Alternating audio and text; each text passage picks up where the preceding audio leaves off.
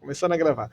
Boa noite a todas, boa noite a todos, boa noite a todos. Hoje eu tenho uma surpresa muito bacana para trazer para vocês. Nós vamos falar sobre fantasias, né? Nós vamos falar sobre erotismo, nós vamos falar sobre arte, nós vamos falar sobre muita coisa boa nesse nosso segundo encontro dessa nossa oficina Poesia e Erotismo, né? Por uma gramática libidinal. Hoje eu tenho uma surpresa agradável, que é o Eduardo Madeiro, que vai estar falando para a gente. Né? Hoje quem vai transmitir é ele. Quer dizer, nós vamos transmitir junto, num diálogo bacana. E o Eduardo é esse meu amigo aqui, ó. Tá aqui, pronto. Fazer corretinho. Vamos esperar entrar. Eduardo, formado em artes visuais, história e moda, figurino com especialização em educação em artes visuais, né? Ali pelo Pedro II, professor, agente cultural e pesquisador no programa de mestrado do PPG-Pax da Universidade Federal Rural do Rio de Janeiro. Como a gente costuma falar aqui no Rio, ele é um ruralista. Meu amigo Eduardo, seja bem-vindo e a partir de agora é contigo, cara. Olá, pessoal, boa noite. Eduardo aqui falando com vocês. E quando eu vi a proposta, quando ele quis falar sobre corpos, eu falei assim, cara, eu sou apaixonado por Matisse, eu tenho que falar sobre Matisse. E aí eu trouxe, titulei, né, entre o erotismo dos corpos, o espelho da idade e o estado selvagem. E aí eu vou falar um pouquinho de Matisse pela minha leitura, pelas questões de como eu vejo os corpos dentro da obra dele, e como as mulheres da vida do Matisse sempre estão presentes, né? E aí, pode passar para o próximo slide, por favor? E aí, de cara, eu começo aqui com o luxo, calma e volúpia, que é o Matisse no seu começo de se descobrir, antes do movimento dele, né? Foi o fauvismo, que ele é um dos criadores, ele vai fazer várias experimentações. E uma das experimentações que ele vai estar fazendo é o pós-impressionismo. E aí é interessante ver já a questão das cores, né, esses corpos soltos, né, na imagem que ele apresenta aqui. E logo depois, né, o Matisse ele vai na busca dessas questões de cores no movimento dele, que vai ser o fauvismo. Eu boto aqui do lado a imagem Alegria de Viver, de 1905. E o interessante, né, da relação dessa questão de corpos com Matisse é sempre essa ideia de corpos livres, né, no ambiente com a natureza, né? E é bonito ter essa ligação e esse corte muito com a arte acadêmica. Enquanto vinha todo aquele movimento antes do modernismo em busca de sempre ser algo acadêmico, aquele corpo buscando quase que a perfeição, o Matisse vem com essa quebra desses corpos, né? Onde ele ia ter uma maior preocupação com a questão das cores, né? Perdão, gente, moto passando na rua. É ao vivo, Eduardo. Ao vivo é assim. E aí ele vai ter essa preocupação com a questão dos corpos, né? Corpos esse, ele deixa muito claro na obra dele que não são corpos perfeitos. São corpos que vai ter a sua individualidade, né? Vai ter essa busca de liberdade, igual ele apresenta nessa composição aqui, a dança. E a dança vai ser uma resposta muito particular do Matisse a um movimento que vem depois do fauvismo, que foi o cubismo, né? A gente ia ter aí três grandes gênios no modernismo, né? Que era o Duchamp, ia ser o Picasso, né? Vindo com a ideia do cubismo, e o Matisse com as cores. Um vem das formas, que é o Picasso, e vem ele com essa questão das cores, né? Com essas quebras com as cores. A dança, onde as cores, então, Eduardo, a dança, então, é uma resposta ao Picasso, né? Porque, na verdade, eles tinham uma grande rivalidade. Sim, uma rivalidade. Né? Eu, particularmente, é uma das telas que eu mais gosto do Matisse, é essa da dança, né? Por causa dessa sensação de movimento. E é interessante porque você falou da rivalidade, né? Que o Matisse diz assim, eu quero botar uma poltrona na frente da tela para as pessoas verem, e o Picasso fala assim, eu quero tirar a poltrona. Eu acho lindo. Eu acho que essas disputas de artistas, né, que acaba tendo uma rivalidade que é até uma coisa meio que de para esquentar, né, o meio, né, ele acaba favorecendo quem vai estar, né, curtindo essa questão visual. Então a gente se alimenta disso de uma forma muito boa. Eu acho interessante outra questão do Matisse, porque assim, é um artista homem, né, que vai estar fazendo a reprodução do nu feminino, só que eu acho que as mulheres vão saber usar o Matisse como inspiração ao decorrer do século XX até a atualidade do século XXI. E aí eu mostro na próxima agora 2 referências grandes aqui no Brasil, né, que vai ser a Anita Mafaldi, né, como inspiração. A Anita vai pegar toda essa essência do Matisse, né, e ter uma preocupação em fazer como usar as cores e saber trabalhar na tela sem a preocupação de plenitude, igual o Matisse fazia, né? Eu tenho do lado aqui a Harmonia em Vermelho, de 1908, e você vê que o Matisse, primeiramente, essa obra era azul, ele se incomodou com o azul, ele transformou em vermelho. E aí você vê uma harmonia em estampado com cor que consegue funcionar, consegue fluir de uma forma bem natural. E a Anita, né, ela vai pegar influência no trabalho de Matisse e saber usar disso, né? Usar na sua obra. E eu gosto muito de falar da Anita, em vez de falar de uma outra referência lá do modernismo, porque a Anita, ela era uma mulher que tinha uma necessidade especial, né? Ela tinha uma atrofia no braço, e ela vai saber captar essa essência, né, do Matisse e levar para as obras dela, né? E, gente, essa leitura que eu estou fazendo é algo muito pessoal, tá? É de uma leitura assim, de quem vai dando aula e vai fazendo umas percepções, né? Então, eu trouxe a Anitta, porque eu vejo uma comparação com o trabalho de Matisse. E uma atual, né? Pode passar para a próxima. Uma atual que eu vejo muito do trabalho do Matisse, ainda mais nos recortes de Matisse, né? Já no final de carreira dele, é a Beatriz Milhazes. Você vê que tem uma questão, eu não sei se aqui alguém já viu um trabalho da Beatriz próximo. A Beatriz, ela não vai ter uma preocupação com o acabamento perfeito da obra. Ela vai ter um trabalho que ela vai deixar para você notar realmente que teve um atrito, teve um manual feito ali, né? Um trabalho, uma sensibilidade de fazer o recorte, né? O trabalho dela tem uma questão gráfica que tem todo o tempo todo te sinalizando que foi feito manualmente, né? Eu gosto muito dessa referência e ela brinca com as cores. Ela tem uma grande referência, né? Dito pela artista, ela tem uma grande referência nas obras de Matisse. E aí passando aqui um pouquinho na literatura, né?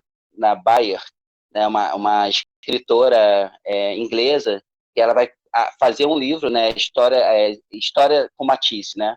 São 3 contos que ela vai ter no livro dela. E aí eu destaquei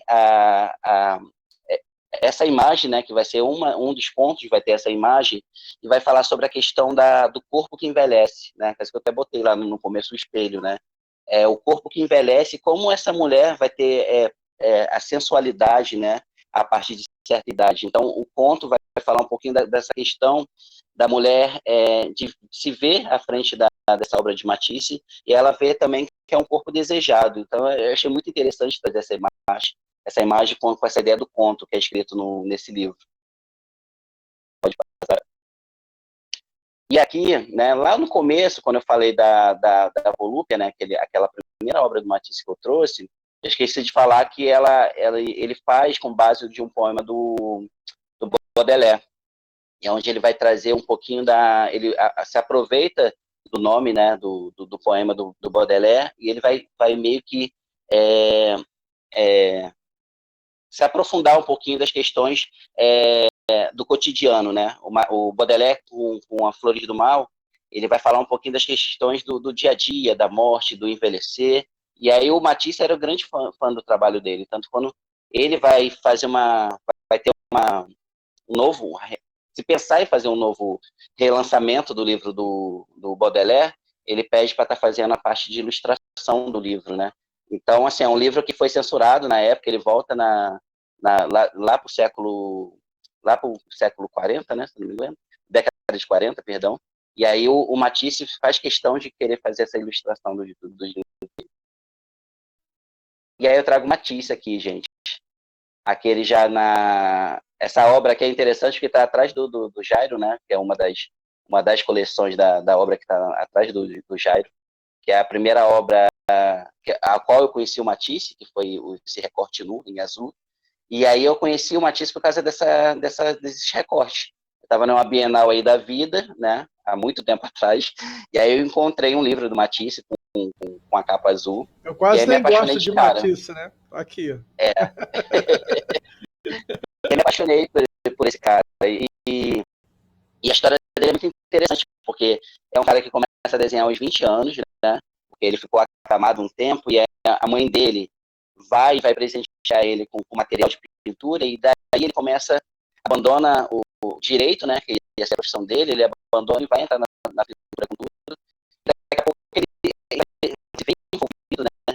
Em outras questões da arte. E é engraçado que ele sempre vão voltar ao seu entorno, né? Em volta, né? Então, que a sua primeira esposa vai ser uma das suas musas, né? De criação. Depois vai vir uma modelo russa, né? Lídia, né? Que vai ser uma modelo que vai ficar com ele até o fim de sua vida. E aqui vem os recortes. Já Matisse já debilitado, ele começa a fazer os recortes com o corpo. E a presença da mulher sempre está muito presente nas obras dele, né? Pode caminhar aqui. E aqui eu trouxe aqui, ó, uma outra obra, né? Que é como se fosse o fundo do mar, né?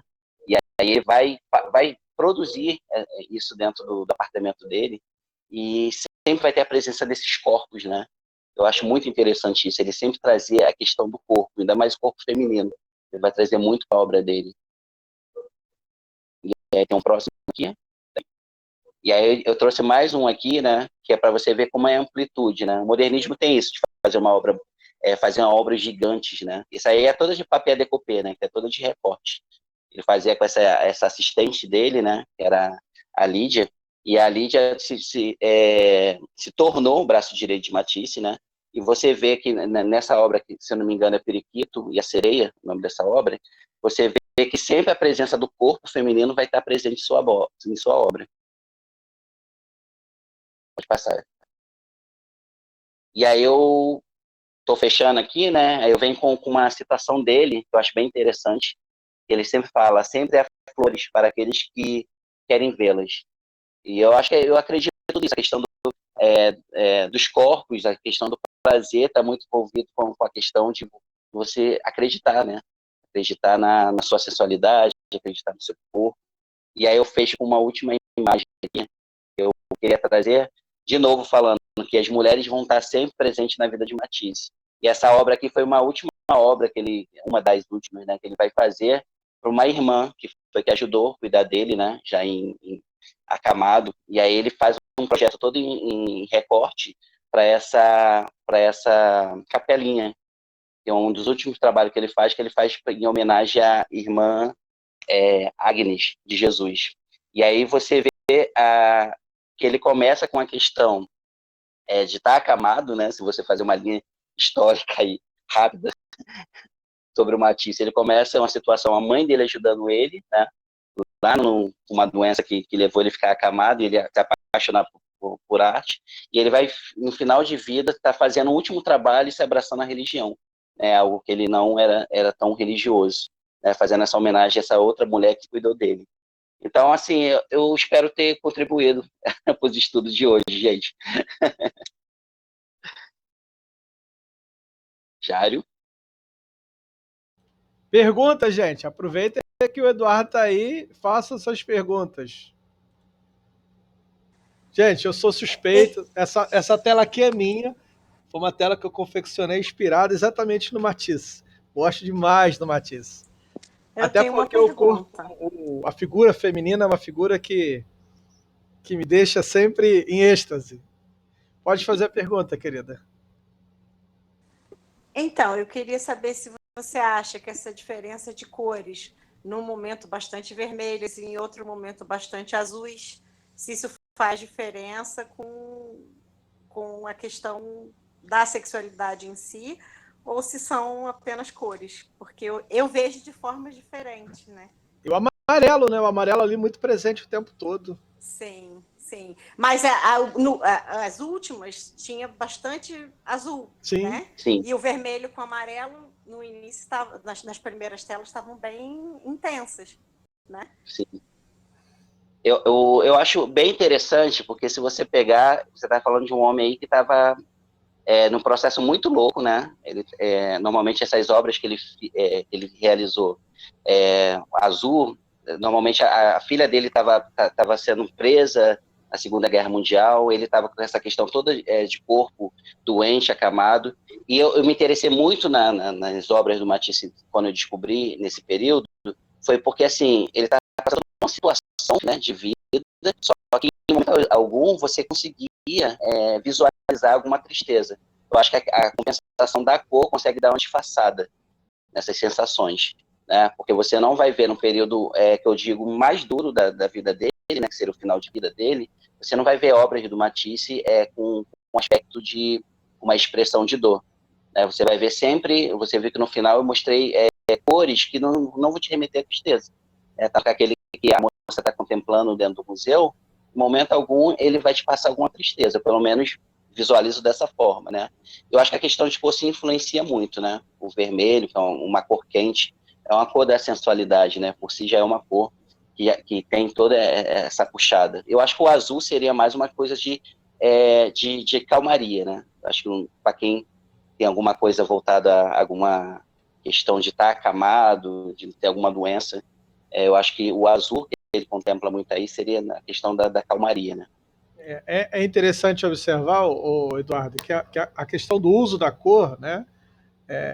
Por exemplo, principalmente na sala vermelha, né? Que é uma sala que você mostrou aqui, a gente vai observar que o Matisse ele rompe com os pintores da sua época, exatamente por conta que eles usavam modelagem, sombreamento, né? Para dar volume, para dar uma estrutura. E o Matisse rompe com isso, né? Ele usa cores puras, ele usa o branco em suas telas, né? Para dar essa atmosfera de luz. Ele é um pintor que está sempre dedicado ao prazer, ao contentamento, né? O uso da cor, inclusive, é uma cor, é um uso inquietante, né? Que produz uma certa desorientação, né? Inclusive, assim, o Matisse ele é o precursor do expressionismo. O expressionismo Sim. vai vir depois. Então, a arte abstrata, o expressionismo, né? Ele é o precursor desse movimento todo. Então, você olhar para uma tela toda vermelha causa inquietação. Você olhar para uma tela com excesso de azul causa inquietação, né? A cor amarela em excesso causa inquietação. E é isso. O debate dele, inclusive com o Pablo Picasso, era quem conseguia inquietar mais. Né? O Batista vai dizer, eu vou inquietar, mas eu vou botar um sofá. E o Pablo Picasso diz assim, eu vou inquietar e vou arrancar até o sofá. Essa é a fala deles dois.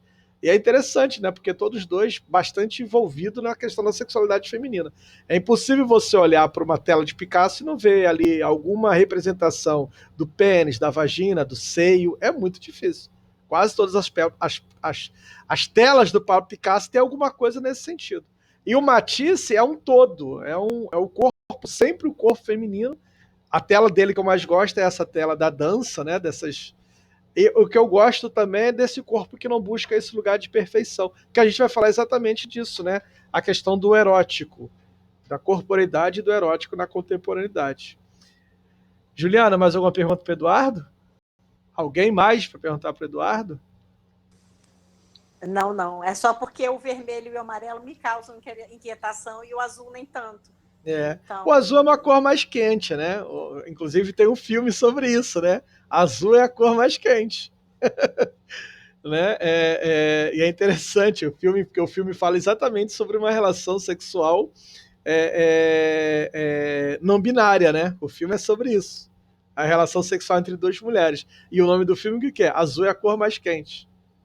Eu tive até a questão de trazer... Vou até assistir. Um clássico, muito bom. Eu tive a preocupação de trazer 3 mulheres, né, que pegaram ele como inspiração para estar fazendo suas obras, que é a temática da mulher sobre a questão do corpo, né? É a questão, acho que, por uma questão de cobrança da sociedade, sempre é muito mais forte. Então, assim, eu tentei buscar a Anitta, né? Eu tentei buscar a Beatriz, por essa ótica, né? Da mulher tá olhando o trabalho dele e tentando representar, né? Porque é uma concepção totalmente diferente. Sim. É muito legal. Eduardo, muito bacana esse momento que você traz essa contribuição para essa temática nossa de hoje, que a gente vai estar falando exatamente sobre a questão do erotismo, né? E aí é um debate muito tênue dentro da literatura, que a nossa pegada é poesia, e poesia é arte, está tudo interligada, é exatamente sobre a questão de regras, de normas, né? De você ter que ter está lidando o tempo todo com o pudor, com a moral. A pergunta é onde se começa, onde se termina o erotismo e começa a pornografia, né? Então, quando eu estou escrevendo poesia, e aí o pessoal me acompanha, né? Quando é que eu coloco vagina e quando é que eu coloco, né? Quando é que eu coloco buceta? E aí o pessoal, não, mas olha, eu já fui, inclusive, convidado para me retirar de alguns grupos, porque a poesia trazia uma pegada que o pessoal dizia, caramba, que loucura. E quase sempre, Eduardo, é desse lugar feminino que causa essa inquietação. Quando você traz o nome, quando você evoca o nu, né? Eu fui convidado para me retirar de um grupo de psicanalistas, né? E aí gerou um maior debate e me trouxeram de volta, porque o pessoal debateu exatamente, caramba, mas vocês expulsaram um poeta de um grupo de psicanalistas, expulsam um poeta? Ah, mas as imagens que ele traz aqui, aí alguém falou assim, mas dá uma olhada nas imagens, são corpos que incomodam. São mulheres, né? São mulheres gordas, são mulheres negras, mulheres amputadas. E aí é claro que esse corpo incomoda.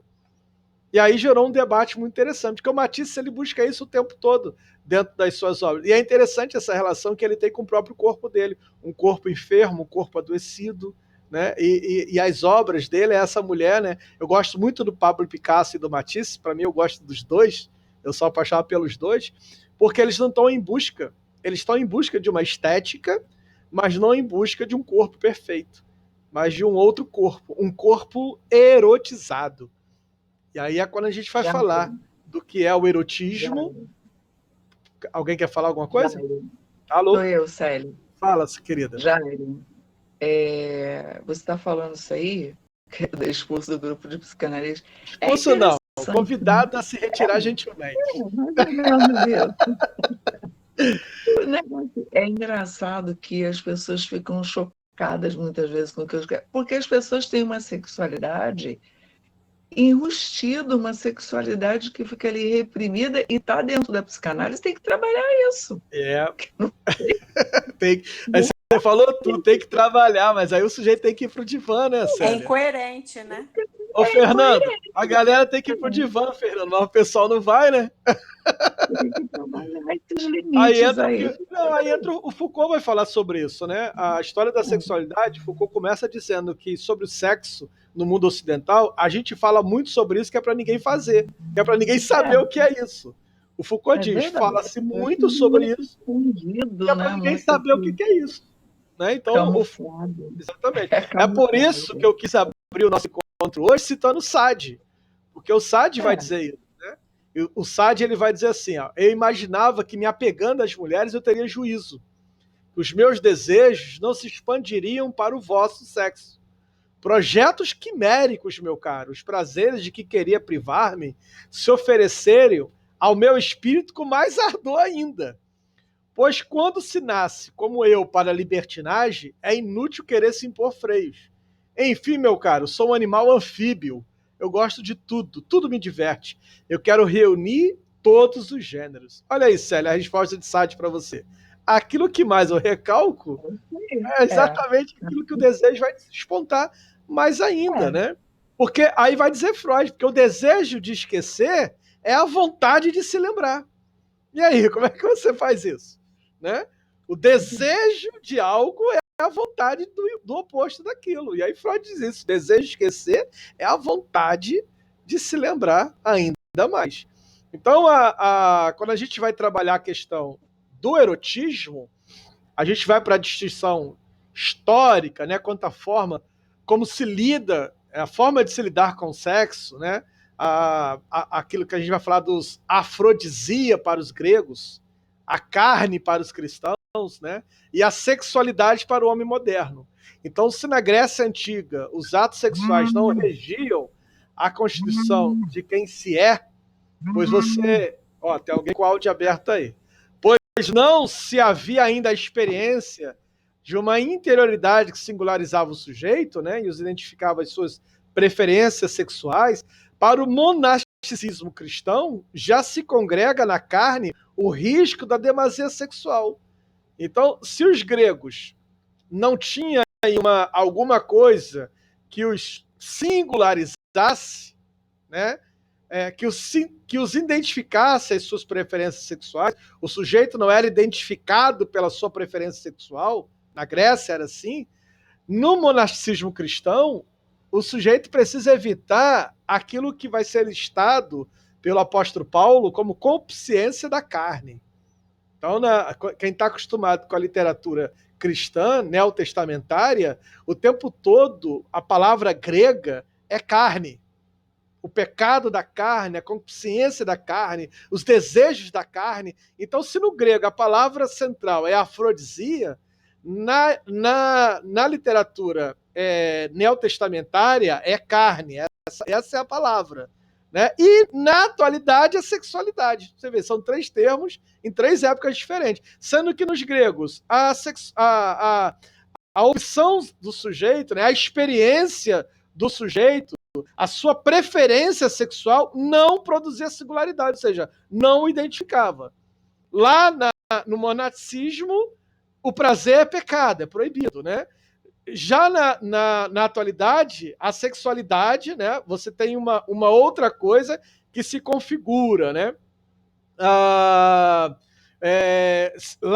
no monasticismo cristão, a demasia sexual, principalmente sobre a forma de um desejo insistente, deve ser o quê? Freado, apaziguado. E aí Foucault vai dizer assim, mas a carne não é inteiramente sinônimo de sexualidade. Porque na mesma lista que se falava lá no monasticismo cristão dos pecados que deveriam ser apaziguados, você também tem o pecado da gula como um problema. Então, os 7 pecados capitais estão listados como iguais. Então, desde o pecado da luxúria, que era um pecado especificamente sexual, né, o desenfreio, a busca da satisfação da carne, ao pecado da gula. Estava tudo numa coisa, num paralelo só. Né? Então, é através da constituição do dispositivo da sexualidade e da sua disseminação que se abriu a possibilidade de colocar em questão aquilo que o Foucault vai dizer de algo que se tornou inevitável.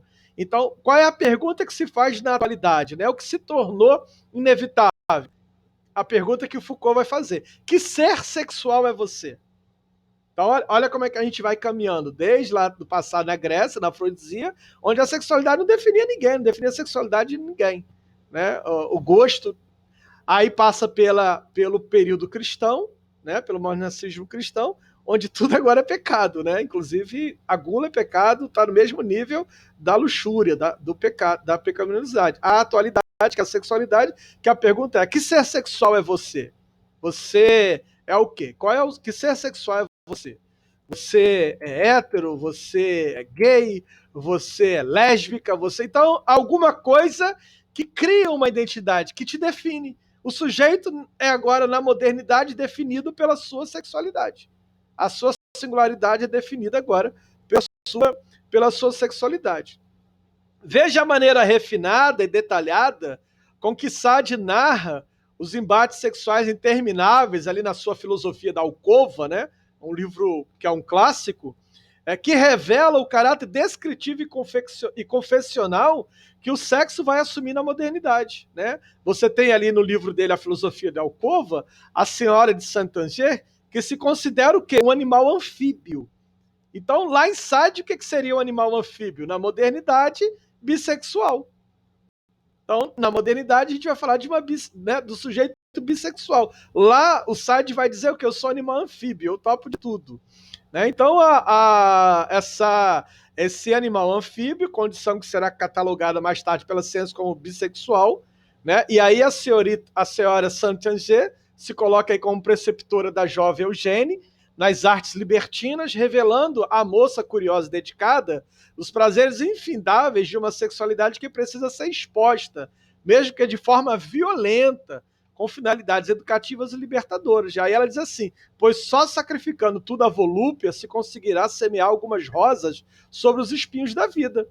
Sade torna-se assim o enunciador mais explícito, ou pelo menos o mais famoso, de um sexo que foi supostamente escondido, desconhecido, mas que se transformará numa das maiores fontes de discurso do Ocidente. né, sobre esse sexo supostamente escondido, desconhecido, mas isso vai se tornar um discurso no Ocidente. Então, assim, o primeiro discurso vai ser produzido exatamente por quem? Em 1905, você tem um cara que vai se voltar para toda a literatura médica sobre sexo e vai descobrir que, a partir dessa leitura da literatura médica, que eles ignoravam uma outra coisa, que era o quê? A pulsão. Em 1905, você vai ter os 3 ensaios da teoria da sexualidade, Freud inaugurando, dentro do conceito da psicanálise, um outro corpo. Um corpo agora que é regido pelo quê? Pela pulsão. Um corpo que sai de um mecanicismo, porque até então a sexualidade era de uma pedagogia, gente. O sexo era pedagógico. E até hoje a sexologia trabalha sobre a sexualidade como uma pedagogia, né? O que é a pedagogia? O problema é uma cartilha, né? Uma regra. Você tem ali alguma coisa. Então, o sujeito está impotente sexualmente, toma aqui um Viagra. Pronto, a impotência está resolvida. Aí a mulher tem Viagra feminino também. Tem, né? Eu tenho aqui a minha querida amiga Monique, que é sexóloga. Então, a sexologia, que é a ciência sobre a questão da sexualidade, ela tem um manual sobre o corpo, que vai falar sobre um corpo que precisa funcionar, né, de forma normal. O corpo que não funciona de forma normal, logo você tem que uma disfunção. E aí a gente vai falar de uma disfunção erétil, né? A gente vai falar de uma disfunção da sexualidade. Por quê? Porque aquela parte do corpo não está funcionando de forma normal. Freud, se debruçando sobre isso, ele percebeu que a disfunção falava do corpo físico, mas ignorava outras questões. Daí o Freud vai descobrir o corpo pulsional, né? E a partir de então, a psicanálise vai inaugurar um outro discurso sobre a sexualidade, que é um discurso agora atravessado não mais por um corpo que tem uma função. Ou seja, Freud rompe com a lógica aristotélica. Lá em Aristóteles, todos os corpos, todo o corpo, toda parte do corpo, todo órgão tem que ter uma função. Aquele sistema linear. Fígado faz isso, rins faz aquilo, né? Útero, procriação. Então, tudo tinha uma função. E Freud vai romper com essa lógica aristotélica da função ao colocar uma outra coisa que não é função, que é o quê? Se eu tenho um corpo pulsional, eu tenho um corpo que funciona para além de uma função. Então, sexualidade, que até então tinha uma função, que era procriar, no corpo pulsional, a pulsão leva ao prazer. E aí Freud rompe, né? A psicanálise inaugura um outro discurso sobre a sexualidade, que é um discurso agora que tem um viés, que é o viés do prazer. E com o discurso psicanalítico, Freud retorna ao discurso de Eros. Freud traz de volta o erotismo, né? Freud traz o Eros de volta para a sexualidade, porque o Eros tinha sido banido. No momento em que o corpo agora tem função, e a função é procriação, né? E olha que todo o discurso, até a atualidade, o discurso religioso, é um discurso pautado o quê? Num sexo voltado para a procriação. Então, quando você vai trabalhar temas polêmicos como aborto, quando você vai trabalhar temas polêmicos como métodos contraceptivos, a gente sempre vai se esbarrar o quê? Em totens, né? Em coisas que são tabus. Por quê? Porque a gente vai falar de algo que está voltado para o prazer. Para que o sujeito usa camisinha? Para ter uma relação sexual onde ele não tem a preocupação de que com aquela relação venha um filho. Alguma coisa que o implique numa responsabilidade. Então, o que ele quer? Eu quero prazer. Eu não quero a responsabilidade de criar um filho. Eu só quero prazer. Aí você tem o quê? A camisinha. Aí você tem o quê? Os métodos contraceptivos, a pílula do dia seguinte, a pílula do dia anterior. Você tem uma série de coisas que vai proporcionar ao sujeito o quê? O prazer. Porque é isso, é disso que se trata a sexualidade, né? A partir de Freud, o que vai entrar em cena? O eros, o prazer. Por isso que Freud vai dizer que todo prazer é erótico. Fala, Cláudia. Nessa condição aí que você falou da religião, aqui mesmo, eu soube agora, tem uma amiga aqui do trabalho, que ela disse que uma outra pessoa aqui também da saúde, disse ela comentou que para ela tinha feito laqueadura, e ela disse, pois então você vai para o inferno. E ela disse, perguntou por quê? Oi, como assim? Ela disse, porque a mulher nasceu para procriar. Se você proibiu a sua procriação... A Cláudia travou. Essa questão que a Cláudia está trazendo, a gente precisa entender que nem Freud escapa disso. Mesmo Freud, nem Freud escapa disso, né? A gente é psicanalista, mas a gente faz autocrítica. Mesmo Freud propondo esse outro discurso de uma sexualidade atravessada pelo prazer, de um retorno de Eros, quando ele vai falar sobre o corpo feminino, ele vai dizer que a anatomia é o destino.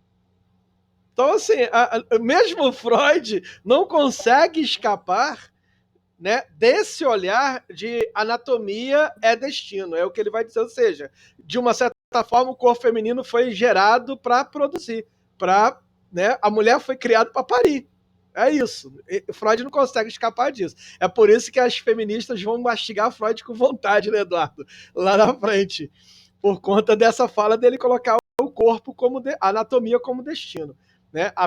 A autora Gerda Lerner, no livro dela História do Patriarcado, ela critica exatamente esse ponto em Freud, dizendo, olha, Freud poderia ter avançado e dizendo assim, o corpo, né, a anatomia já foi destino, hoje não mais. Porque no momento em que você descobre o eros, o prazer, você agora descobre uma outra via de prazer que agora é pulsional. Então o corpo, a anatomia não é mais destino. Né? Então, são os discursos da qual a gente não escapa, né? O patriarcado está atravessando tudo, a gente acaba não conseguindo escapar muito sobre isso aí. Então, nesse momento em que o Eros traz de volta, né? Nesse momento que Eros retorna, você vai ter, por exemplo, as críticas a Freud. Quais são as críticas? Que Freud era libertino, que Freud estava acabando com a civilização ocidental, né? Que esse cara que foi casado com uma mulher só, que teve lá seus 5, eu nem sei quantos filhos, acho que foram 5 filhos, né? Esse cara, vienense, era um libertino. Olha só. Olha as críticas que fizeram ao Freud. Ele era libertino. Por quê? Porque ele traz o prazer de volta para o campo da sexualidade. Por que eu gosto de Pablo Picasso e eu gosto de Matisse? Porque o que eles buscam na arte é o prazer. É a contemplação, é o sujeito, o tempo todo em Matisse e em Pablo Picasso, né? Eu vou esquecer o Pablo Picasso, eu vou ficar com Matisse. O tempo todo que se busca em Matisse é o prazer escópico. A Gerda Lerner, a história do patriarcado, Gerda Lerner. O tempo todo que Matisse, aliás, é um clássico, tá? É um dos livros, é uma das leituras obrigatórias sobre patriarcado depois de que se lê Simone de Beauvoir. Tu lê o Segundo Sexo, Simone de Beauvoir, tem que ler a história do patriarcado de Gerda Lerner. É uma leitura continuada, viu, Marielle? É um clássico, um clássico. Ela vai traçar historicamente o patriarcado desde as suas origens até a atualidade, e inclusive tocando em pontos polêmicos, como, por exemplo, ela vai tocar o ponto em que o matriarcado nunca existiu. O que existiu foi... ela vai falar de matrilocais, mas o matriarcado, enquanto... Pode deixar escrito aqui, sim. Enquanto na mesma estrutura de patriarcado, numa coisa assim universal, tal, ela vai dizer que é uma coisa que nunca existiu. Mas tem um porém. Ela diz que se o patriarcado é um processo histórico, todo processo histórico tem início. E se tem início, também pode ter fim. Acho fantástico essa pegada que a Gerda Lerner vai dizer. E se tem início, pode ter fim. E ela critica todo mundo, cara. Ela dá lambada em Freud, ela dá lambada em Aristóteles, ela vai da história à filosofia. E claro, né, e passa pela psicanálise também. Esse livro dela é fantástico, é um tijolo, mas é um tijolo que você lê do início ao fim, é uma historiadora, passa pela sociologia, traz documentos históricos, então assim, é fantástico.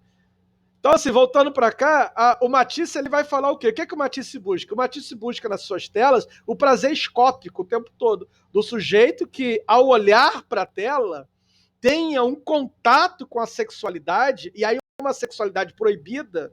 Por que a sexualidade feminina? Porque a sexualidade feminina é um corpo proibido. O corpo feminino é um corpo proibido. Gente, é só a gente pegar... Sai, Guerra da Ler, né?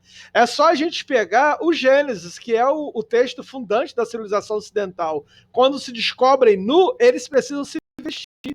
Então a nudez é proibida, né? E a nudez do corpo feminino ainda muito mais, porque o patriarcado é um sistema que controla os corpos, controla o corpo masculino, mas vigia o corpo feminino.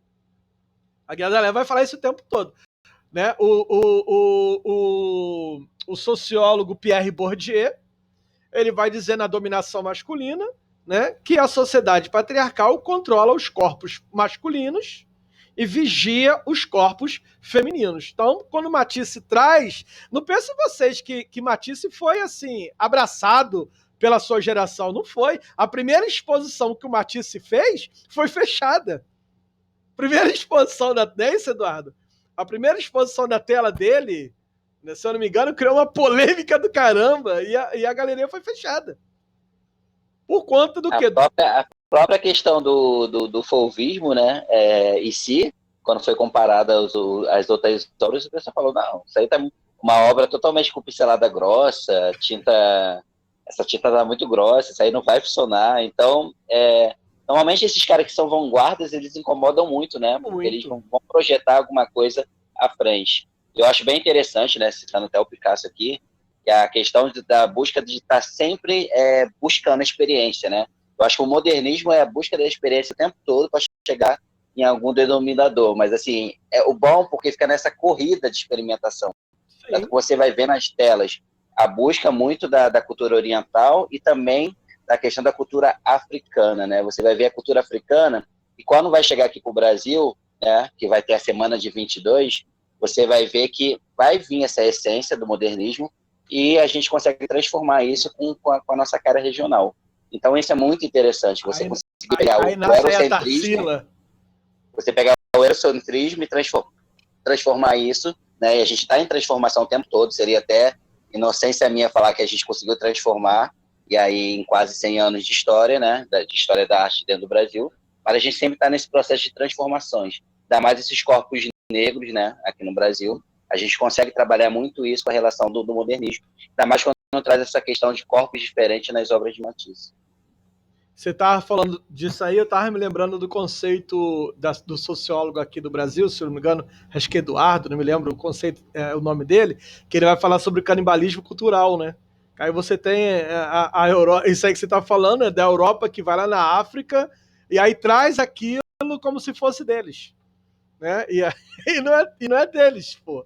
E não é deles, mas aí traz como se fosse deles, o canibalismo cultural. Inclusive, é um tema assim, muito bacana para vocês que trabalham com decolonialismo. A gente quando pega essas referências desses artistas, né? A maior vai ser ali o berço dentro da Europa. Sim. A gente tem que trazer para a nossa realidade e saber que dali foi construído questões que hoje em dia a gente consegue transformar. Sim, a gente não pode negar o artista, o escritor. A gente tem que pegar e saber degustar isso e transformar em nosso. Eu acho que assim, a cultura nacional faz muito bem isso. Decolonizar, né? Aliás, a palavra é essa, né, da atualidade, é decolonizar. A gente pega aquilo e decoloniza. Né? Aliás, a nossa próxima jornada psicanalítica eu vou estar trazendo esse tema, né? Por uma psicanálise que traga uma pegada decolonizadora, né? E é isso, né? O Brasil ele fez isso o tempo todo, né? A Tarsila do Amaral, por exemplo, quando você traz o 22, você tem ali a Oswald de Andrade, né? E a Tarsila trazendo todo esse... Olha as cores da Tarsila, como é que são cores muito fortes. Né? E principalmente a tela, o Bapuru, né? Gente, eu tive uma experiência muito bacana quando o Centro Cultural Banco do Brasil trouxe a tela do Bapuru aqui para o Brasil, né? Porque é uma tela que é nossa, mas que está na Argentina. Até agora eu não entendi isso, né? A gente tem um governo que não valoriza a arte produzida no Brasil. Num país sério, o país já teria se mobilizado para trazer essa tela para o Brasil, para ser nossa, né? E é uma tela que hoje pertence à Argentina, ao Bapuru, E aí, quando eu fui na exposição, caraca, eu chorei igual criança, não consegui me controlar do lado da tela. Porque eu estudei a minha vida inteira isso, né? Desde criancinha. Você estudando o movimento de 22, Oswald de Andrade, Tarsila do Amaral, e quando do lado ali da tela vaporou a minha infância toda me revisitou. Então, a gente trazendo agora, a gente já está finalizando, quando a gente vai trazer, Jair, tudo isso você está falando na atualidade. Vamos trazer século XXI, vamos trazer para hoje. Do que se trata hoje, né? Hoje a gente tem um outro modelo que é a égide, a gente está vivendo o que a gente chama de diversidade sexual, né? É isso que a gente está vivenciando hoje, a diversidade sexual. Mas não é uma coisa tão fácil e tão simples, porque você tem uma outra coisinha aqui do lado chamada capitalismo. Que faz o quê? Que sequestra e esvazia esses conceitos, né? O capitalismo que sequestra esses conceitos, esvazia esses conceitos, atravessa esses conceitos. Então você tem uma diversidade sexual atravessada por um capitalismo que vai reger, que vai criar uma nova regulação da sexualidade. Então a gente tem uma diversidade que não é tão diversa assim, que precisa cumprir, né, alguns regulamentos do capital. Então você tem aí, dentro da diversidade sexual, o que é que você tem? Você tem aí uma expectativa de bem-estar da sexualidade. Né? Uma expectativa de bem-estar da sexualidade. Na década de 60, quando as mulheres queimaram o sutiã, né? Surgiu a pílula, queimaram o sutiã, e a liberdade da sexualidade veio, aí e se impôs surgiu uma outra imposição, qual é? Não basta agora queimar o sutiã e ser livre, agora você tem que gozar. E aí todas as revistas falavam de gozar. Aí veio a década de 90. Qual era a palavra da década de 90? Ponto G e orgasmo. Meu irmão, o nego procurava o ponto G como quem procura Jesus. Todo mundo queria saber onde estava o tal do ponto G. Onde está o tal do ponto G, ponto G, ponto G, ponto G? Eu vou te falar para você, eu já procurei o alfabeto inteiro e não achei esse G. Né? Porque tem um alfabeto inteiro na mulher. Não tem só o G, né, Eduardo? Não tem só o G, tem o alfabeto inteiro. E aí a ordem era o que? Orgasmo. Todos os textos diziam isso. Você já teve orgasmos? Quantos orgasmos você teve? Foram múltiplos? Foram quantos? Conta, né, na cartilha e tal. Então você tem um imperativo. Qual é o imperativo? Você tem uma liberdade sexual, mas com imperativo. Então é uma liberdade que não é tão liberdade assim. Você tem um imperativo do orgasmo. Então, de que você está falando, Jário? Eu estou falando de um esvaziamento de uma liberdade, porque por trás dessa pseudo-liberdade, o que você tem é o consumo. A ideia do consumo. Olha, se você ainda não conseguiu levar a sua parceira para o orgasmo, compre o vibrador fulano de tal, que tem 36 posições. Meu irmão, eu cheguei à conclusão que não dá mais para concorrer com o vibrador. O bicho faz coisas que eu não sei fazer. Tem velocidades que eu não consigo acompanhar. Eu já estou com 44 anos. Não dá mais para acompanhar o crawl na velocidade 7. Não dá mais, né? O creu, quer dizer, não dá mais para acompanhar o creu na velocidade 7. Na velocidade 5 a coluna já está travando. Mas o imperatismo, né? A coisa que impera, o consumo que impera o tempo todo, né? E aí, o que faz o consumo? Você tem um empobrecimento da sexualidade. Então, na questão do consumo, você tem um empobrecimento da sexualidade. Empobrecimento em que sentido, Jair? No sentido mais pleno da sexualidade, que é aquele que foi trazido por Freud, que é o quê? O erótico. O que é que você tem na atualidade? O esvaziamento do erótico. Olha, gente, uma sexualidade esvaziada do erotismo, o que é que você tem? Pornografia. É isso. A pornografia é a sexualidade esvaziada do erotismo. O que é que você tem ali? Uma relação objetal. Só são objetos. Só são corpos objetais. Você tem ali um esvaziamento da o quê? Da singularidade do outro, da subjetividade do outro, o esvaziamento do prazer. A única coisa que você tem é os objetos. Os objetos, né? E o uso capitalístico desses objetos. Então, quando você tem uma sexualidade empobrecida do seu caráter erótico, você tem a busca por um corpo saudável, né? A busca por esse corpo saudável vem servindo como referência a esse novo formato assumido pelo erotismo nos dias atuais. Né? Não é à toa que academias estão lotadas porque todo mundo quer ter o corpo perfeito. Todo mundo quer ter o corpo perfeito, né? A barriga tanquinho, o corpo perfeito, essa coisa toda. Performar, eu escrevi essa semana, performar cansa. Tem hora que você se cansa de tudo isso. Mas você tem aí um novo mandamento, né? Que é o mandamento do quê? O mandamento do bem-estar, que acaba esvaziando de sentido, né? E você se torna, então, o corpo se torna uma fonte de mal-estar. Olha como é que o capitalismo faz, né? Aquilo que era para gerar bem-estar, uma sexualidade atravessada pelo erotismo, gera bem-estar. De que a gente está falando? De prazer. O que é prazer? No conceito, prazer é satisfação psíquica. Não é isso, Fernando?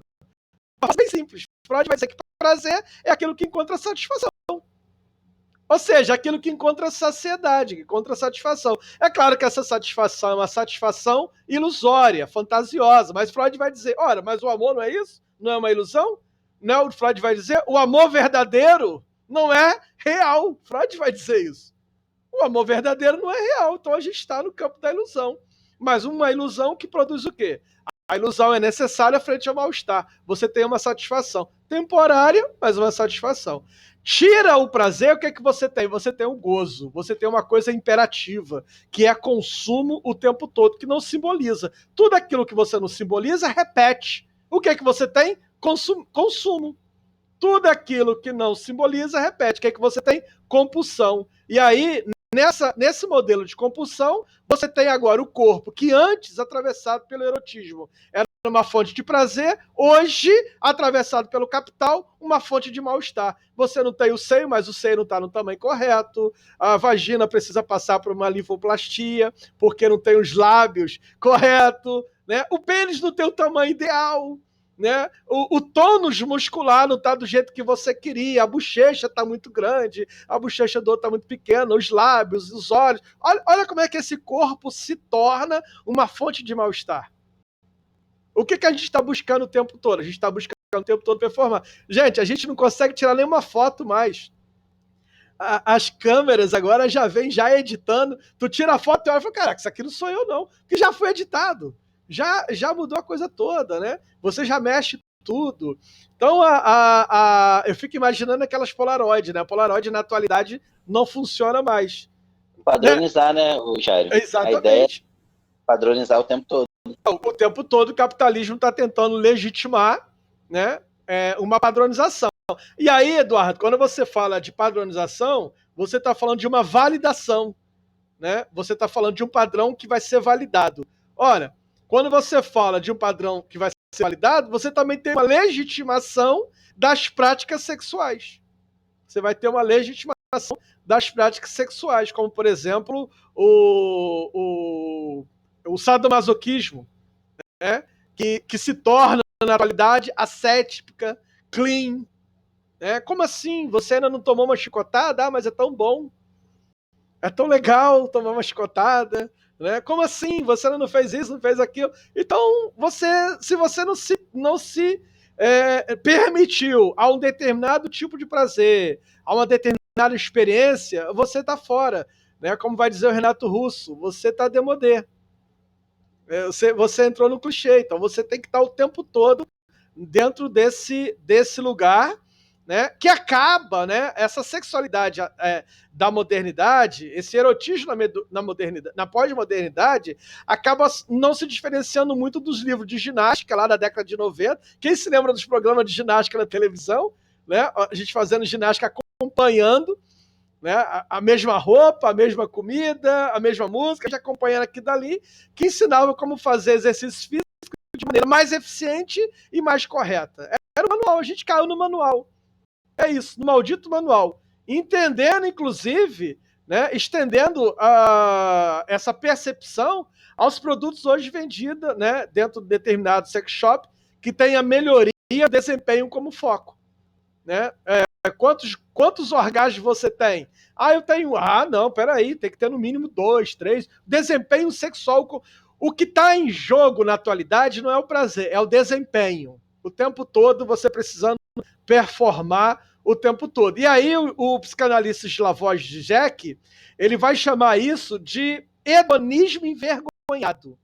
É o que ele vai classificar de hedonismo envergonhado. É o que Slavoj Žižek vai dizer. Ou seja, o que é isso? É uma espécie de pragmatismo de uma bula. Né? Então, eu chego e falo, como disse o Romário uma vez numa entrevista, pô, Peixe, eu dou 10 sem sair de dentro. Aí o cara, todo mundo quer saber o que, é que o Romário está fazendo para dar 10, né? Então, a bula. Me passa a bula, me passa o manual. E aí o Slavoj Žižek vai cunhar esse termo hedonismo envergonhado, que é a sexualidade desprovida da sua vertente erótica, que acaba se tornando, né, uma forma de obtenção de prazer que não se diferencia da lógica da saúde, que afeta tudo aquilo que fazemos em nossas vidas.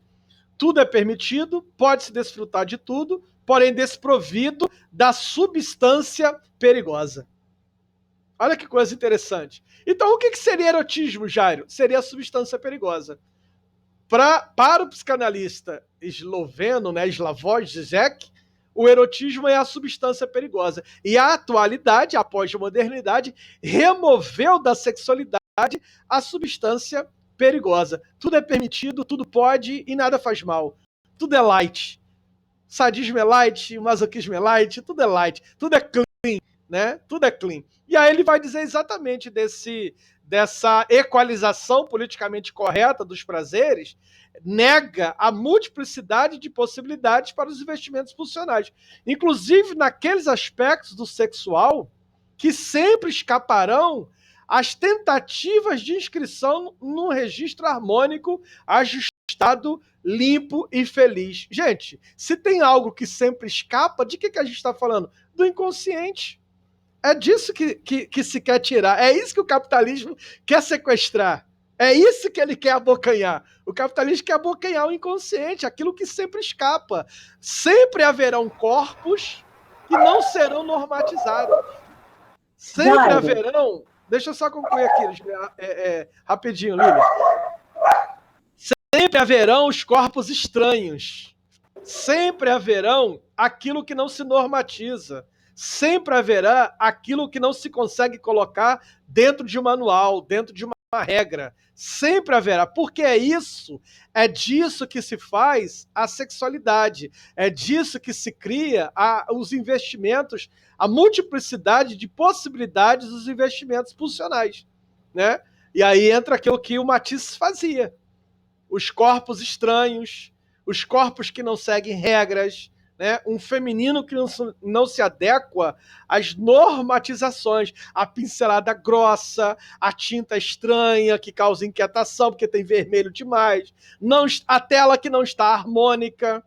Isso é uma sexualidade. Né? E aí o Sontage, ele tem um trabalho excelente que eu queria indicar a vocês, para vocês lerem. Eu tentei baixar o PDF, não consegui. Então, vocês leiam o trabalho dele, esse artigo, que é exatamente sobre a imaginação pornográfica. É um ensaio, né, onde a sexualidade humana é um fenômeno controverso e pertence, ao menos em potencial, mais às experiências humanas extremas que às experiências humanas comuns. A sexualidade humana é algo que nunca vai ser conseguido colocar em um manual. É disso. Então, o erotismo é isso, uma coisa que não está no manual, não está na regra. Por isso espanta, por isso causa assombro, por isso você é um sujeito que não é normal. Como vai dizer Freud, de perto, ninguém é normal. Fala, querida Lilian. Eu ia colocar que podemos pensar que no erotismo existe o eu e porque eu causo no outro um processo de sedução, estranhamento. E no sexo, é o prazer para mim. Eu não preciso do outro para ter prazer. Garota, Lacan vai dizer que para ter gozo, para ter prazer, você só precisa de um corpo. O teu. Sim. Só o teu. Aliás, você não precisa nem de outro. Basta uma fantasia, uma mão ali desocupada e pronto. Pronto, prazer já está, a receita está aí. como o envolvimento com o outro, onde o outro se relaciona comigo e responde. E aí, quando você se relaciona com o outro, você tem uma série de desentendimentos. Você tem o que Slavoj Žižek vai chamar de o perigo. A coisa está ali. Tem um perigo quando você se relaciona com o outro. E aí o Slavoj Žižek está dizendo exatamente, estão esvaziando o perigo, estão tirando o perigo. Né? Hoje está tudo permitido. Cadê o perigo? Cadê a coisa do outro que está ali? Está tudo permitido. Lembra os 50 tons de cinza? A menina assina o termo que diz, pode fazer tudo. Ele não tem limite, não tem um momento ali que para.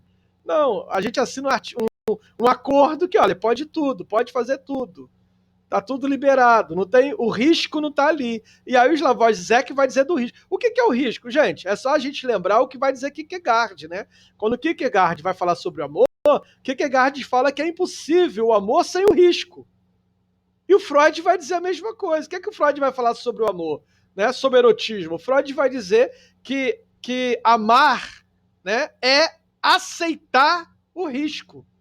É tirar a armadura. Eu adoro essa fala de Freud, que ele vai dizer assim, não se ama com armaduras. Não se ama com armadura. Gente, só consegue amar aquele que tira a armadura, vira pro cupido e fala, olha, pode acertar a flecha.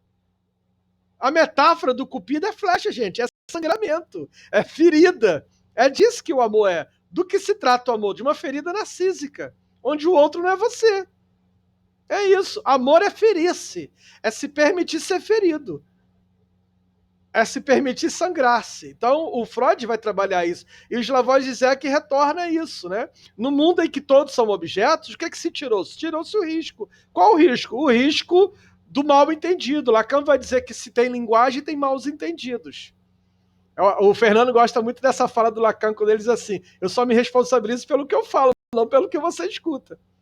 Então, os maus entendidos estão aí, mas é problema teu. Isso que você disse que eu falei não foi o que eu disse.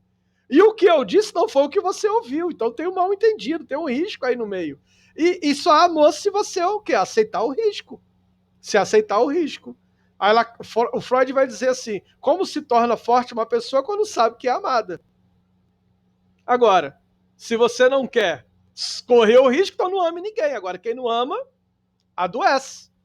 Na década de 90, você tem um livro do Marco Aurélio que diz assim, quem ama não adoece. Foi um dos livros muito lidos na década de 90. Quem ama não adoece. Por quê? Porque o amor faz signo. É isso, né? Então, é disso que se trata o erotismo, né? O erotismo é aquilo que tem correspondência, é aquilo que encontra resposta. É um discurso com endereçamento, como vai dizer Lacan. Um discurso com endereçamento. Um discurso sem fala, que tem endereçamento. Qual é a parte sexual no homem? Né, por excelência. O homem é escópico por excelência. Então, por onde o homem encontra um prazer por excelência? Pelos olhos. Por isso que a nudez feminina faz muito sentido para os homens. Né? Faz muito sentido para os homens. E qual é a parte escópica da mulher? É a pele. O órgão mais sexual feminino é a pele. Daí que o toque, daí que tudo isso, né, faz muito sentido para a mulher. A questão de ser tocada, a questão de ser abraçada, né? E aí você tem A Insustentável Leveza do Ser, que é o livro que a Valéria adora, que ela ama, do Milan Kundera. Quem não ama, né, Valéria? Quem não ama Milan Kundera? Quem não ama A Insustentável Leveza do Ser? Onde a Teresa chega para aquele cara, como é o nome dele? O Thomas. O Thomas. A Teresa, em algum momento, quem conhece o livro sabe que ali é sexo, tiro, porrada e bomba, né? Do início ao fim, o Thomas é só sexo. E ele tem uma regra. Eu como e tu vai embora. A regra dele é essa. Ninguém dorme na minha casa. Mas aí tem alguma coisa que escapa, vai dizer o Freud. Sempre tem uma coisa que escapa. E aí um dia a Teresa não vai embora. E aí pronto, bagunça a vida do Thomas todinho. Mas chega uma hora que a Teresa se cansa de gozar, se cansa de orgasmo. Tem uma hora que ela se cansa. E aí ela chega pro Thomas e diz assim, olha, eu não quero mais prazer. Agora eu quero felicidade. Olha como é que muda, bagunça a vida do Thomas todinho. Felicidade não é prazer. Exatamente. Ela fala, eu não quero mais prazer. Agora eu quero felicidade. O que é isso que ela está dizendo? Agora eu quero erotismo. Que o erotismo é isso. O erotismo é onde está o prazer, é onde está a felicidade, é onde está o toque, o abraço, o sorriso, e onde está a possibilidade de perder, é onde está o risco. É no erotismo que está o risco, gente. É o discurso do Pequeno Príncipe, quando a raposa vira para ele e fala assim: tu se torna eternamente responsável por aquilo que tu cativas. Agora tu vai chorar, agora tu vai sofrer, agora você vai sentir saudade. Sabe por quê? Porque você me cativou. Aí o outro fala assim, pô, mas você me fez te cativar. Mas é isso, amar é isso, aceitar o risco. O risco que o outro morre, o risco que o outro vai embora, o risco daquilo que me desestrutura, né? Tem um poema do Cartola que ele diz assim, depois que eu te conheci, eu nunca mais soube o que era felicidade. Eu adoro essa música do Cartola, que ele fala, depois que eu te conheci, eu descobri o que é dor. Eu passei a sofrer, sentir saudades, ficar olhando para o vazio assim, sabe? Todo mundo sextando e você ali pensando no outro, que não sabe se Deus onde esse outro tá. É isso. E aí ele fala, depois que eu te conheci, eu só sofri. Eu só sofri. Então eu vou gostar do Tom Jobim, que ele Mas é isso. Amar é aceitar o risco. cidade. O Tom Jobim fala isso. É melhor sofrer, é melhor sofrermos juntos do que ser feliz sozinhos. Né? É uma certa romantização, glamorização do amor, sim, mas tem uma verdade nisso. Qual é a verdade? Que o amor implica sofrimento, que amar implica perda, que amar implica dor. Ou seja, Slavoj Zizek vai dizer, se tem erotismo, tem risco. Onde não tem risco? Na pornografia. Aí ele vai dizer, na pornografia não tem risco. Por quê? Porque é cenário. Tudo é cenário, tudo é montado. Né? Tudo é performático. Aquele cara que está ali 2 horas ali naquele dali tudo, foi um filme gravado em 3 meses, em 4 meses. Né? Então é tudo cenário, tudo calculado para impressionar, é consumo, é para vender, uma sexualidade para vender. Né? Então é isso, gente. Era isso que eu queria trazer para vocês hoje, né? Matisse é questionado por quê? Porque é uma tela que as cores são muito grossas, as tintas são muito esquisitas, não tem uma escola, né? Não está seguindo a regra, não está seguindo a cartilha. Os femininos ali são femininos em movimento, e Matisse, os femininos são em movimento. Os corpos femininos, ele não está preocupado com a estética, não é um corpo que responde, né? Diferentemente dos artistas da sua época, que estão buscando uma estética mais próxima da realidade, uma estética perfeita, Matisse rompe com a perfeição. Matisse rompe com a performance, né? Ele rompe com tudo isso. E aí ele funda uma escola. É isso. O erotismo é isso. É o que te leva pro inusitado, né? Me perguntaram no grupo assim, Jário, qual é o exercício? A gente tem que escrever poesia? Pelo amor das deusas, né? Aí eu escrevi, poesia é igual menstruação, gente. Flui naturalmente. É isso. A arte é do inusitado. Poesia é do inusitado. E o amor é do campo do inusitado. É disso. É das coisas que não se controlam. É disso. Eu não escrevo poesia porque eu quero vender poesia. Não, eu escrevo poesia porque eu preciso sangrar. E cada um sangra da forma que pode. Então é isso. Né? Por que Matisse pintava telas? Porque precisava colocar essas mulheres de dentro dele para fora. Era isso. Por que as mulheres se identificavam com Matisse? Porque elas se enxergavam na tela que ele pintava. Elas se enxergavam. É isso. Esse feminino, né, erótico por natureza. Não é à toa que Freud disse que a libido é feminina. Não existe libido masculina. Freud escreve, não existe libido masculina. A libido é sempre feminino. É sempre feminino. É isso. A libido sempre diz assim, faça comigo o que você quiser, me jogue na parede, me chame de lagartixa. É isso que a libido faz. É feminina. Ela não está ali para impor regras. Ela está ali para o quê? Esquece as regras. Coloca o livro do manual do lado. Fecha o Kama Sutra. Vamos aceitar o risco. É isso. É isso. Pessoal, muito obrigado pela companhia, pelo prazer da companhia de cada um de vocês. Ó, semana que vem estamos juntos, tá? Não esqueçam de estar aqui. Não esqueçam de preencher lá o certificado e não esqueçam de estar aqui. Não é só preencher lá para ter o certificado, tem que estar aqui também. No final a gente vai estar vendo quem veio, quem não veio, a lista de presença aí, tá bom? Beijo no coração de todos e obrigado por vocês estarem aqui comigo. Eduardo, querido, um beijo. Boa noite. Eu vou falar igual Obrigada. falou o Caetano, um abraçaço. Um abraçaço. Um Tchau. abraçaço para todos